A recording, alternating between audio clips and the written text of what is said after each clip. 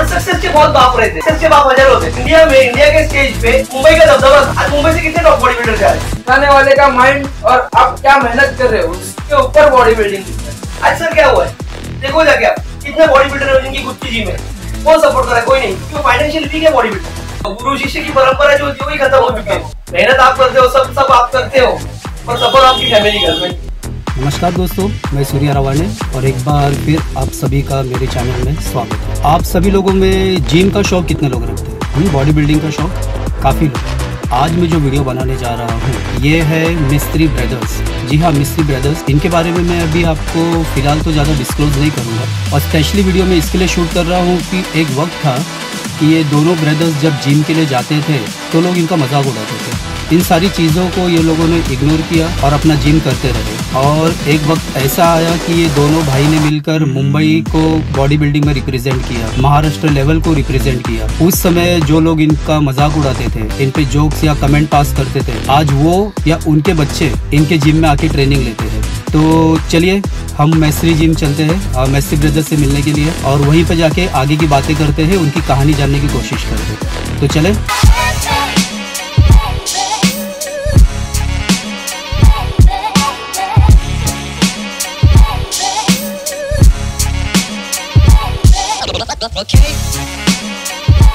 तो मिस्त्री ब्रदर्स, आप दोनों का मेरे चैनल में स्वागत है। आप लोग दोनों की लाइफ की जर्नी किस तरह शुरुआत, आप लोगों ने जिम कैसे स्टार्ट किया था? 90s के इरा की बात है, जब हम स्कूल जाते थे तब एक पैशन होता है, बॉडी बनाना है अपने को। तो सिर्फ एक ऐसे ही था कि बॉडी अच्छा दिखना है, बॉडी बनाना है, उस हिसाब से हम लोग जिम चालू किए थे। तो बाद में जिम की हॉबी पैशन में कब बदल गई मालूम ही नहीं पड़ा। धीरे धीरे वो पैशन इतना बढ़ते गया। पहले सिर्फ बॉडी से निकल के फिर फिटनेस होते थे, बॉडी बिल्डिंग में घुस गए। और रही बात मेरी, तो मेरे घर में ही मेरे गुरु थे, बड़ा भाई अगर बॉडी बिल्डर है तो छोटा बनना ही बनना है।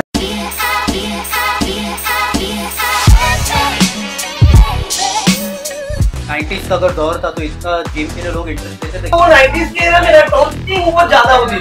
मतलब ऐसे अभी जैसे लड़के लोग आज की तारीख में ऐसे शो ऑफ कर रहे हैं कि शूज, हैंडबैग, ग्लव्स, ये वो सब, वो कुछ नहीं था। हम लोग एक सिंपल नैपकिन लेके, वो भी नैपकिन ऐसे छुपा के जा रहे बाइक इधर, तो ऐसे जाके अपना काम करके आ रहे थे। तो उस टाइम पे जब आप जिम जाते थे तो आप लोगों को वेलकम होता था, देख के कैसे फील होता था उस समय? सर वो टाइम की बात बताओ तो पहले तो एक बात थी सर, पहले 6 महीना तो वर्कआउट को मतलब इक्विपमेंट को हाथ लगाना बहुत बड़ी बात थी वो टाइम। सर मतलब हम लोग सपना देखते थे कभी हमको बेंच मारने मिलेगा, कभी हमको बैकडेक मशीन है वो यूज करने मिलेगा। पालेकर सर थे हमारे, तो उनका फिक्स वर्कआउट था कि पहले आओगे तो नमस्कार मारना है, पहले आपको पुल अप करना है, डबल बार करना है, डिप्स करना है, नमस्कार बैठकर, सेल्फ वर्कआउट पे ध्यान दो पहले। तो 6 महीना पहले, 6 साल में, 1 साल तो यही हम लोग करे थे। बाद में 6-7 महीने के बाद जाके कहीं पे हमको मतलब एक आदमी को ऐसा उपकार करते थे कि भाई चल बहुत तेजी हो गई, ले ले ये थोड़ा सा कुछ लो, तो उस तरह से मतलब बेंच मारने मिल रहा था हम लोग। जब आपको डंबल्स उठाने के लिए जब फर्स्ट टाइम मिला तो तभी मतलब आप लोगों का कैसा वो मजा ही कुछ और था। सर मतलब ऐसे था कि आज कुछ एक होते ना मतलब कि आपने कुछ बहुत एक बड़ा कुछ अचीव कर लिया हो, पहली बार बुला के कोई ऐसे अरे वाह तुमने बहुत अच्छा काम किया भाई ये ले, ऐसे मतलब वो फीलिंग थी वो, जो सर मतलब एक अलग ही फीलिंग है वो। आज की जनरेशन में मुझे कहीं भी दिखने को नहीं मिलती। सर को यार मुझे जिन्होंने ट्रेन किया उनका एक ही कहना था, तुम जिम में जाते हो तो एक प्लेजेंट फेस लेके जाते हो, और जिम के बाद अगर आप प्लेजेंट फेस लेके आते हो तो इसका मतलब आपने पूरी मेहनत की। तो आप लोगों ने जब जिम ज्वाइन किया था कितने साल फिर जिम किया और आपको तब क्यों लगा कि अब तैयारी करना चाहिए बॉडी बिल्डिंग की, कोई कंपटीशन में उतरना चाहिए, ये कब आप लोगों को फिर? सर ये 90s की बात है सर, तभी हमारे यहाँ एक जिम होती थी, कामगार करके जिम है हमारे एरिया में। तो वहाँ पे ना सर कामगार श्री करके बहुत मशहूर टाइटल होता है, मतलब जितने भी मतलब जितने नेशनल के बिल्डर है, महाराष्ट्र के टॉप बॉडी बिल्डर, महाराष्ट्र के टॉप बॉडी बिल्डर्स, नेशनल के बॉडी बिल्डर्स, ये जो मतलब जिनकी भी जर्नी चालू हुई है ये सब एक कामगार श्री से चालू हुई है। मतलब आपके अगर नाम ले लूं मैं, अगर बड़े बड़े नाम उसमें अनिल राउत है, श्याम रहाटे है, संदीप वालावलकर है, संदीप जाधव है, मनीष अडविलकर है, तो ये सब जो बड़े बड़े नाम है ना, ये सब ये कामगार श्री मार के ऊपर आए। तो वो कामगार श्री के क्रेज थी और बाजू में ही जिम है हमारे वो, तो वहाँ पे वो कंपटीशन होता था ना सर, तो देख के ऐसे लगता है अपने को भी कभी तो ये हासिल करना है। तो वहाँ से ये जर्नी चालू है सर।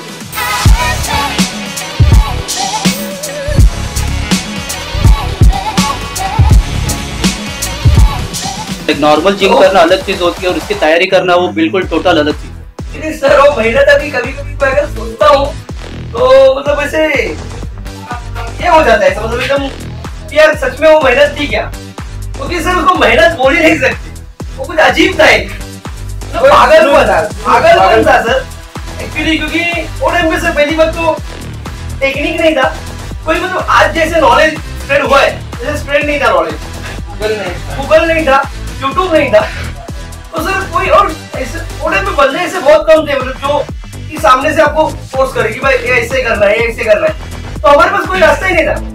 अगर आपने हमको बता दिया कि भाई ये खाना है तो हम लोग वो चालू कर देते एक्सपेरिमेंट, भाई ये खा के देखते 2 महीने। फिर अगर किसी दूसरे ने आके बोला कि नहीं भाई ऐसे वर्कआउट करना चाहिए, तो फिर वो 2 महीना करके देखते।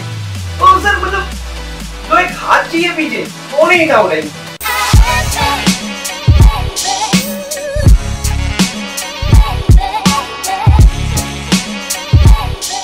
फैमिली का कितना सपोर्ट रहता था? फैमिली का सर सपोर्ट बहुत है इसमें, क्योंकि बॉडी बिल्डिंग लाइन सर ऐसी है ना, यहाँ पे वर्कआउट आप करते हो, मेहनत आप करते हो, सब आप करते हो, और सपोर्ट आपकी फैमिली करते हैं।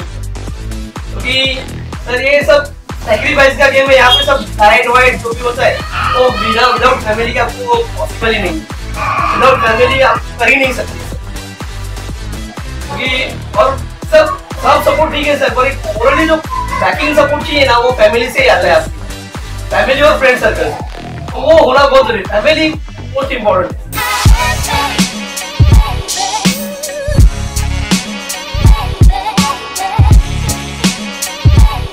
सर मेरे भाई तो बॉडी बिल्डिंग करते थे और मुझे वो देख के, वो पोजिंग वगैरह देख के मुझे बहुत मजा आता है। तो मैंने भी ऐसे ही सोचा था मुझे भाई जैसा बनना है, और तभी एक सलमान खान के बॉडी के भी क्रेज थी। बट जब भी वर्कआउट करना स्टार्ट किया तो एक भाई ने मेरा एम फिक्स किया था, मुझे क्या करना है, मुझे एक अच्छा बॉडी बिल्डर बनना है, वो हिसाब से तुझे मेहनत कर। तो उन्होंने मुझे अपर बॉडी कभी करने ही दिया नहीं, मुझे बोले थे जिसका लेग्स अच्छा है वो बहुत आगे बढ़ सकता है। आज भाई ने 1000 बैठक मारा है, अपन भी मार सकते, और वो करता है तुम भी कर सकते। तो उनके कदमों पे कदम रखते रखते मैं आगे बढ़ता गया।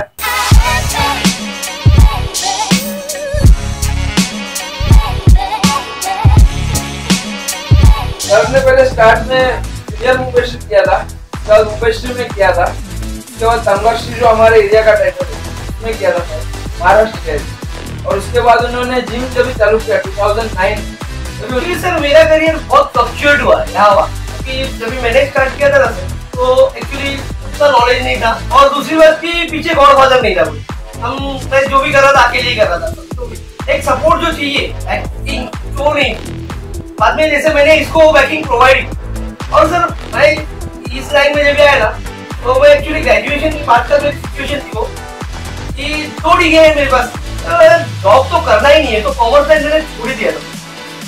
तो इतना मेरे को घर से हुआ था ना वो टाइम पे, तो घर से कोई बात ही नहीं करते मैं, यार क्या कर रहा है पागल जैसा, 2 डिग्री आपको बड़ी है लाइन में काम कर लेना, ये क्या कर रहा है पागल जैसा। तो मैंने बहुत सोच समझ के ना सर वो टाइम उस दोनों लाइन स्विच करके इस लाइन में घुस गया। फिर मैं वहां से 0 से स्टार्ट किया था सर वो टाइम में, ट्रेनर चालू किया था 2 साल का मैंने वो ट्रेनर का ये करके, उसके बाद मैंने खुद का जिम चालू किया।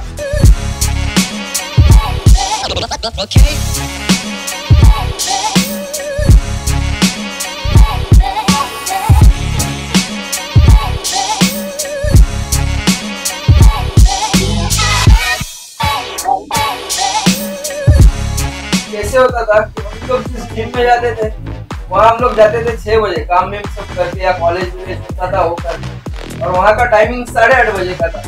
8:30 बजे जिम बंद होता था, और 8 बजे ही ना जैसे हम लोग स्क्वाट मार के लेग प्रेस पे जाते थे तो वहाँ सीटी मार के आते थे, बंद होने का टाइम हो गया, आधा घंटा बचे आपको।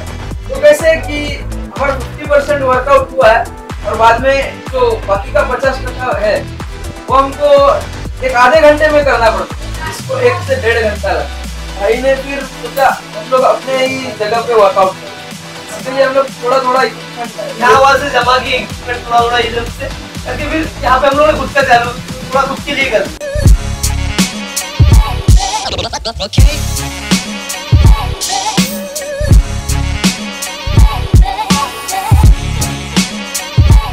ये जो मुझे इक्विपमेंट यहाँ पे दिख रहा है एकदम प्रॉपर और थोड़ा अलग टाइप के भी लग रहे हैं, जैसे मैन्युफैक्चरर इक्विपमेंट तो उस तरीके के नहीं है। एक्चुअली आपने परचेज किया या क्या किया? सर इसका अगर ये देखने जाए तो ये सर ने इसका स्टडी करके बनाया, ये सर ने खुद बनाया था कि जगह के हिसाब से मेरा जगह छोटा है पर मेरे जिम में सब इक्विपमेंट्स रहना चाहिए जो प्रोफेशनल जिम में रहते हैं, जैसे कि लेग्स के लिए एक्सकॉट है, लेग प्रेस है, लेग एक्सटेंशन, ये सब आइटम, ये भी प्रॉपर आइटम एक प्रॉपर जिम में रहती है, वो सब उन्होंने उनका दिमाग लगा के कॉम्पैक्ट सेटअप करके यहाँ रख दिया।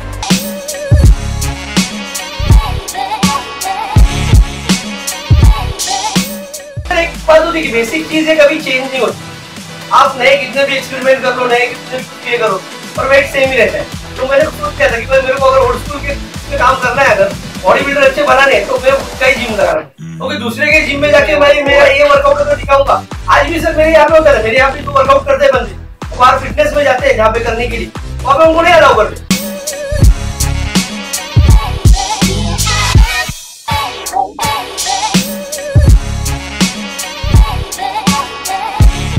अभी जिस तरीके से अब ये इक्विपमेंट से लोग जिम करते हैं, तब का जो एक्सरसाइज होता था तब में और अब में कितना डिफरेंस आ गया? जिम में सर कोई फर्क नहीं हुआ है ज़्यादा, क्योंकि ट्रेनिंग तो ट्रेनिंग ही है। तो सिर्फ अभी ये हुआ है कि एडवांस ट्रेनिंग आ गई है, उसमें आपको बहुत फर्क पड़ रहा है, उसमें आपको वेरिएशन बहुत ज़्यादा मिल रहा है। हमारे टाइम पे ऐसे वेरिएशन ज़्यादा नहीं होते थे, आपको लेग्स करना है तो सिर्फ स्क्वाट पे ही ध्यान देना पड़ता था, या तो लेग प्रेस थे, ऐसे मतलब नॉर्मल वर्कआउट पे ही ज़्यादा ही होता था। मशीनरी इतनी ज़्यादा नहीं थी सर, अभी जैसे मतलब एडवांस इक्विपमेंट आए वैसे नहीं थे, वो तो नॉर्मल इक्विपमेंट जो लेग प्रेस एकदम नॉर्मल ऐसे था। ऑप्शन बहुत कम थे सर, तो फ्री वेट पे ज़्यादा वर्कआउट होता था वो टाइम पे। ओल्ड स्कूल में जो वर्कआउट होता है, आज भी होता है जो ओल्ड स्कूल में वर्कआउट, वो फ्री वेट पे ही होता है।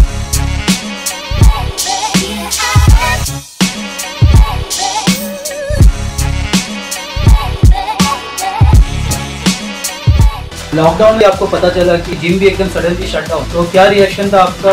लाइफ टाइम कर गई थी सर। तो पहले तो हम लोग ब्लैकआउट हो गए थे क्योंकि वर्कआउट करने को नहीं मिलता। मेरा तो ठीक है, मैं जिम ओनर हूँ सर, तो फाइनेंशियली मैं बहुत सफर हुआ कि ओनर से पहले मैं एक बॉडी बिल्डर हूँ, तो सबसे पहले तो मेरा वर्कआउट बंद हुआ खुद का। ये सब मेरा वर्कआउट बंद हुआ तो मेरे क्लाइंट है उनसे भी आप ये कह सकते हो कि उनकी क्या रिएक्शन क्या है? अरे लॉकडाउन हाँ ठीक है, लेकिन अगर उसके अंदर जिम करने को देते ना तो बॉडी के ऊपर पूरा फोकस होता, क्योंकि दूसरा कुछ करने के लिए नहीं था।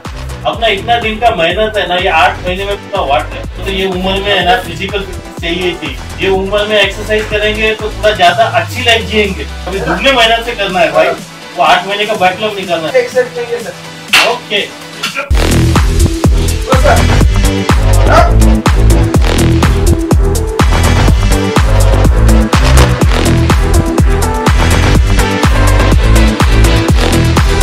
लॉकडाउन की वजह से सबसे ज्यादा नुकसान अगर किसी का हुआ रहेगा तो हमारे स्टूडेंट है कॉलेज स्टूडेंट का, क्योंकि इन्होंने जो 4-5 महीने में मेहनत करके जो वेट लूज किया था, तो 8 महीने वापस टूटल हुआ, इनकी पूरी मेहनत बेकार हो गई। और अभी वापस इनका पढ़ाई का भी तो नुकसान हुआ ही है, और जो फिजिकल नुकसान हुआ है वापस अभी भरना बहुत बढ़िया, क्योंकि 1 साल पीछे निकल गए। 7-8 महीने जो हम तैयारी की है तो पूरा वेस्ट मतलब खत्म हो गया, अभी वो स्टार्टिंग से करना पड़ेगा। फिर अभी आप क्या नया टारगेट लॉकडाउन के बाद अभी आप फिर से प्रैक्टिस चालू है? अभी लॉकडाउन की पता जहाँ तक हम कल तो अभी पोजीशन आ चुकी है आदत, तो ऐसे जिम पे वापस आना नहीं चाहिए इसकी भी लाइफ में। लॉकडाउन पूरा शेवटचं वर्ष होतं मला, पूर्ण तयारी होती माझी, म्हणजे पूर्ण वर्षाने पूर्ण वाटलं त्यामुळे आता मला हे लास्ट इयर असून मला खेळायला भेटलं, परत मी जोरात तयारी केली आहे, तयारी करतोय आणि अजून तयारी करेल आणि मला बेटर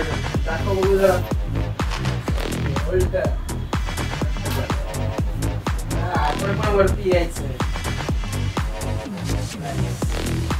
असं। लॉकडाऊनचा पॉवर लिफ्टर्स आहेत, वेट लिफ्टर आहेत, जिम वाले आहेत, जिम ओनर, जिमचे ट्रेनर, सगळ्यांचं एकंदर या लॉकडाउन मुळे नुकसान झालं। अक्टूबर से अभी जिम इंडस्ट्री फिर से अब होना चालू हो रही है, और हम बहुत एफर्ट्स डाल रहे हैं कि ये सब फ्लो में ऐसे ही चलते रहे।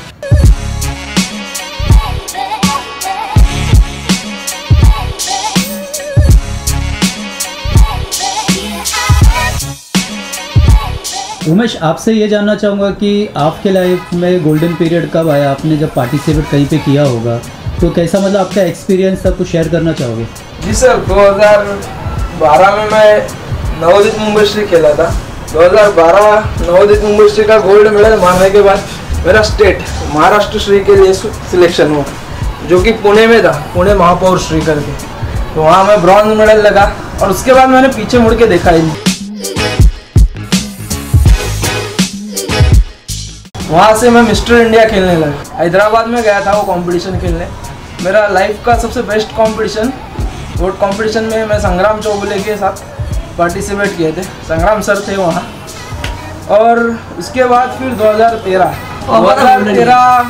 बोले तो हमारी लाइफ का एकदम गोल्डन पीरियड, मतलब कंट्रोवर्सी से भी भरा हुआ था और बोलते हैं ना सर, एक साइड सक्सेस भी थी और अनसक्सेस भी। और वो अनसक्सेस के ऊपर सक्सेस इतनी हावी हो गई बाद में कि पूरी आग लगा दी थी उस साल 2013 में हम लोगों ने।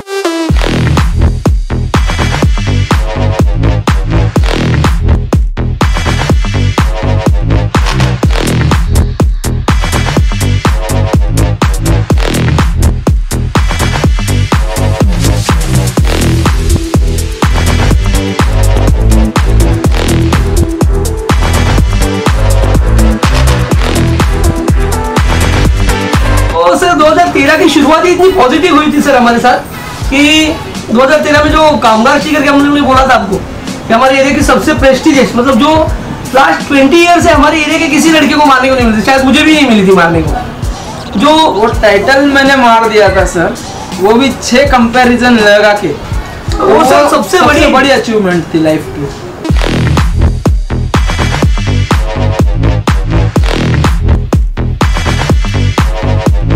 उसके बाद फिर क्या कंट्रोवर्सी हुई, एक बहुत बड़ी कंट्रोवर्सी हुई यहाँ पे जिम, मतलब ऐसे कि पोस्टर के ऊपर से कंट्रोवर्सी हुई थी।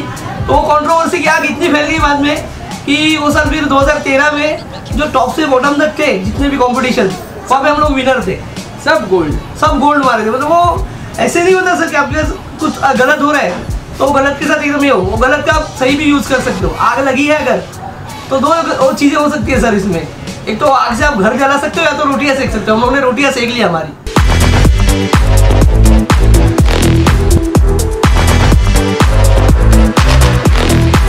और नवोदित मुंबई हुआ, महाराष्ट्र हुआ, सब कॉम्पिटिशन्स में मैं गोल्ड आया था तभी, जूनियर सीनियर सब। और उसमें सर सबसे बड़ा हाथ था मिस्टर वर्ल्ड प्रमोद सर। उन्होंने मुझे बहुत बेहतरीन गाइडेंस किया था। वो टाइम पे उनका मतलब जो सपोर्ट था हमारे लिए वो बहुत बड़ा था, हमारे लिए बहुत मायने रखते था वो। हमारे भगवान थे लिटरली। मतलब वो एक मैंने ऐसे बंदा ही देखा है, वो फेयरलेस बंदा था एक। मतलब मिस्टर वर्ल्ड प्रमोद सिंह, आज तक मैंने ऐसा बंदा देखा नहीं जो अपने स्टूडेंट के लिए ना सर एसोसिएशन से भी भिड़ जाए। हर एक रिजल्ट के पीछे वो भागता था, मतलब ये कहाँ से गलत हो रहा है। तो ऐसा बंदा सर सीरियसली, पर आज वो मतलब आज भी मिस्टर वर्ल्ड मार चुके हो, पर एकदम टॉप क्लास बंदा था। मेरी लाइफ में आया वो टॉप क्लास बंदा था। वो बहुत प्राउड फील करता हूँ मैं कि मैं प्रमोद सिंह सर का स्टूडेंट हूँ और मेरा भाई मेरा गुरु है।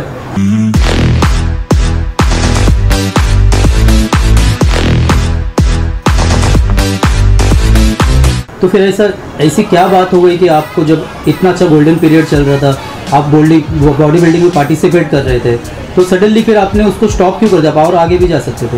एक्चुअली सर मुझे तो ऐसा कभी कभी लगता है कि सब लोगों ने ये चीज़ भाप ली कि ये बहुत कुछ जरा ज़्यादा ही हो रहा है, और हो रहा है ये लोग का, तो इनको कहीं पे दबाओ। इनको दबाना बहुत ज़रूरी, नहीं तो ये लोग सबको पीछे छोड़ जाएंगे। तो वो दबाने के चक्कर में हम लोग के पर काटे गए वो टाइम पे। पर ठीक है सर, आज 10 साल के बाद भी हम लोग वहीं पे स्टैंड है और जिन्होंने पर काटे थे वो आज कहाँ पे गिरे हम लोग को भी मालूम नहीं। चलिए सर, कभी कभी मैं वेट मशीन पे चढ़ता था, मैं 55 kg खेलता था सर कंपटीशन। और मैं बोलता हूँ, बहुत सारे बंदे लोग बोलते हैं कि 55 kg लाइट वेट खेलना, अरे कोई भी बना सकता है लाइट वेट, कोई भी। अरे 55 मेंटेन करके देखो, नहीं होता सर। 3 दिन पानी निकल पानी बंद करना पड़ता है, बॉडी कंडीशन कुछ खाना नहीं है, ये नहीं है, वो नहीं है, क्योंकि 55 kg से ही चैंपियन बनते हैं। मंसूर बादशाह, सागर कतूड़े, ऐसे कितने सारे बॉडी बिल्डर्स है जो 55 kg खेलते खेलते आगे बढ़े।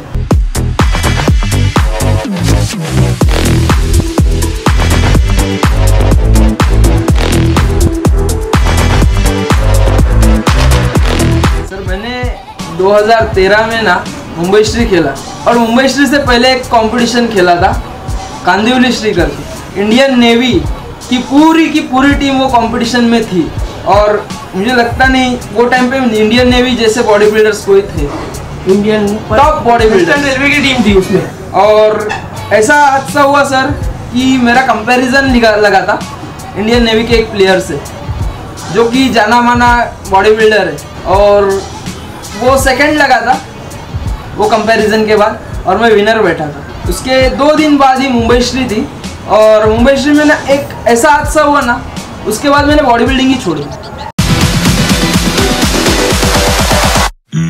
सर भरोसा उठ जाता है ऐसे मतलब जब आते हैं ना सर, तो मतलब भरोसा उठ जाता है सर, ये सब हो सकता है। मुंबई श्री के पहले वाले प्री जजिंग में मैं 19-20 था, जो टॉप था उससे, क्योंकि वो बहुत शार्प होके आया था और मेरा बॉडी ब्लोटेड था थोड़ा, तो मैं सोच के आया था कि मुझे दूसरे दिन के लिए प्रिपेयर होना है, कि मुझे मुंबई श्री का जो मेन फाइनल रहेगा उसमें टॉप कंडीशन लेके आना है। तो मैंने मेरा बॉडी हल्का सा ब्लोट रखा था, कि वाटर होल्डिंग पे रखा था, और दूसरे दिन बाद मैंने वो जो मेरे साथ compete कर रहा था बॉडी बिल्डर, उसको देखा लंबे से, और मैं स्माइल ले गया। तो वो स्माइल के पीछे का राज उसको समझ में आया, और बाकी किसको समझ में नहीं आया कि क्या था। वो मेरे दिल में चल रहा था कि आज भाई आज तेरा ही दिन है, आज तू विनर है 100%। रिजल्ट देखा तो मैं थोड़ा चौंक गया, क्योंकि मुझे लगा था मैं सेकंड लग जाऊंगा, क्योंकि अगर इसका बॉडी क्लास फर्स्ट है तो मैं सेकंड लगना था, मुझे ब्रॉन्ज लगा। थोड़ा शॉकिंग ही था। जज नंबर 5 उन्होंने कंपैरिजन लगाया कि एक सेकंड पोजीशन पे जो आने वाला बंदा है उसका 5th के साथ कंपैरिजन हो ही नहीं सकता, पॉसिबल ही नहीं है। और जो बंदा 50 kg का मास लेके खेल रहा है वो तुम्हारे से बड़े मास को बीट कर सकता है।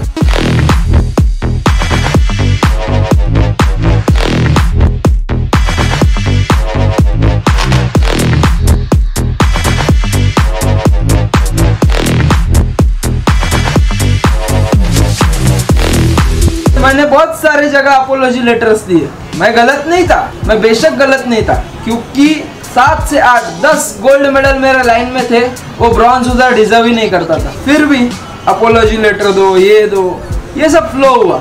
एक बॉडी बिल्डर ऐसे ही स्टार्ट होता है और ऐसे ही खत्म होता है, और ऐसे ही खत्म होगा। क्यों?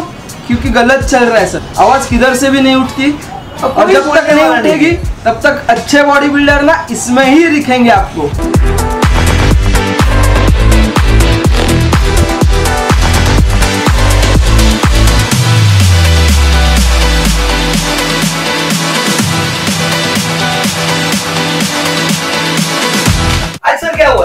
देखो जाके आप कितने बॉडी बिल्डर है जिनकी खुद की जिम है, कौन सपोर्ट कर रहा है? कोई नहीं, क्यों? फाइनेंशियल वीक है बॉडी बिल्डर, क्योंकि उनका खुद का ही खर्चा इतना है कि कहां से जिम डालेंगे।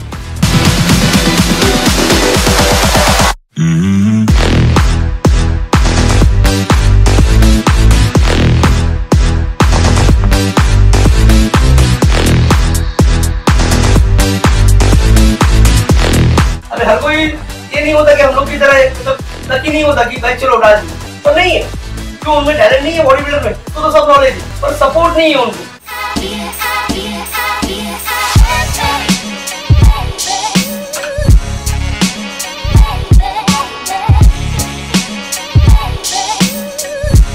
एक टाइम था सर, मैंने देखा है कि इंडिया के स्टेज पे मुंबई का दबदबा था, और आज जाके देखोगे ना सर, दिल्ली वालों ने या यूपी वालों ने पूरा कब्जा कर लिया। आज मुंबई से कितने टॉप बॉडी बिल्डर जा रहे हैं? नहीं है मुंबई से टॉप बॉडी बिल्डर, बहुत कम हो गए।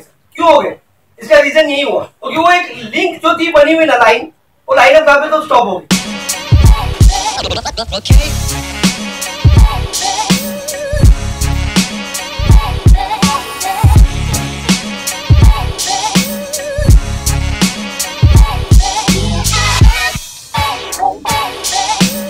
मतलब आज मैं हूँ समझ लो, तो मैं मेरे सर का नाम ले रहा हूँ आज, कि उनकी वजह से मैं यहाँ हूँ। आज गोलेकर सर रहेंगे, पालेकर सर रहेंगे, इनके पास भी मैंने किया, जितने भी सर है मेरे ऑल ओवर बॉम्बे में, इनके पास भी मतलब कुछ भी नॉलेज दिया थोड़ा सा, इनके साथ मैं बैठा हूँ, इन्होंने मुझे नॉलेज शेयर किया है। सबसे ज्यादा नॉलेज है मुझे संदीप सर के साथ हुआ है, संदीप यादव, महाराष्ट्र श्री है वो, जो छत्रपति शिवाजी पुरस्कार अवार्ड है, उनसे सबसे ज्यादा नॉलेज एक बार हुआ है। तो बोले कर सर है मतलब इन्होंने इनकी वजह से आज हम लोग यहाँ पे वो आज मंगेरा सर है जिनके बाद मैंने स्टार्टिंग में वर्कआउट कर लिया। आज मतलब एक ये है, आज भी हम लोग उनको मानते।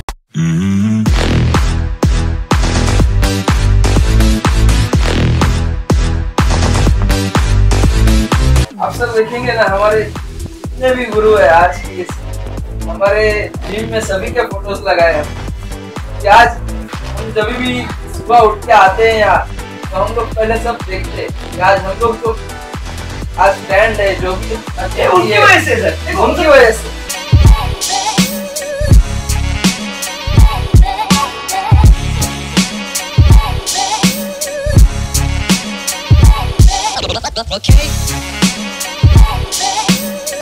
उनके वजह से ही आज हम लोग ये देख रहे हैं जी।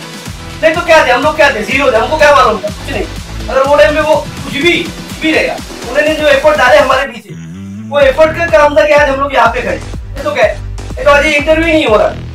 हम लोग कहीं पे तो 8-10 हजार की नौकरी कर रहे थे और कुछ सिंपल आदमी, कॉमन आदमी की तरह एकदम नॉर्मल, ठीक है। और नॉर्मल आदमी में से हमको इधर तक लेके आने में उनका बहुत बड़ा आदमी।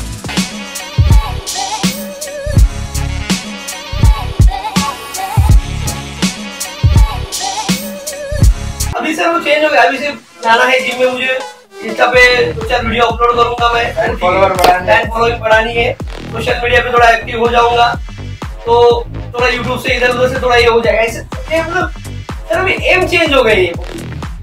वो स्टेज पे किसी को जाना नहीं, क्योंकि सबको मालूम है कि वो लोहे के चने चबाने का काम है, अपना काम नहीं है। तो वो मेहनत नहीं कर रहा है, इसके लिए तो आ गया फिटनेस मॉडलिंग, इसकी वजह से है, नहीं तो क्यों आएगा। आज बॉडी बिल्डिंग को सेकंड इसका ही कर रहे लोग, ऑप्शन कर रहे धीरे धीरे। थोड़े दिन के बाद तो मुझे ऐसा लगा कि बॉडी बिल्डिंग स्विच ऑफ हो जाए।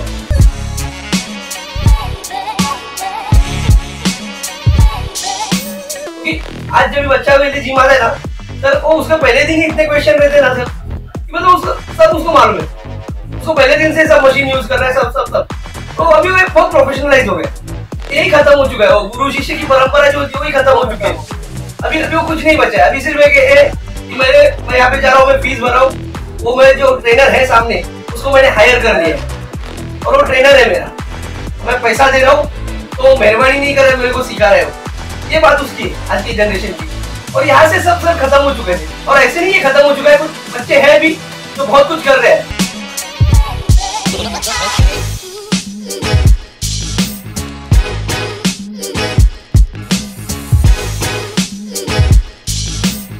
और वो कभी राइज होंगे जब भी एक वक्त होता है। अभी आज वो मेहनत डाल रहे हैं, एफर्ट डाल रहे हैं। जैसे वो मेरे पास है बहुत बच्चे जो आज मेहनत डाल कर रहे हैं और वो अननोन है, आज उनको नाम नहीं है। और यही अगले 1-2 साल में मार्केट में उनका नाम रहेगा, उसका नाम रहेगा, उसकी पहचान रहेगी। और उसके पीछे 2 साल 3 साल की मेहनत रहेगी घंटी। और ये करना बहुत जरूरी है, 2-3 साल की जो मेहनत है वो अंडर इसमें रह के करना जरूरी है। We have some fabulous live music later on, but right now here's the kind I prefer.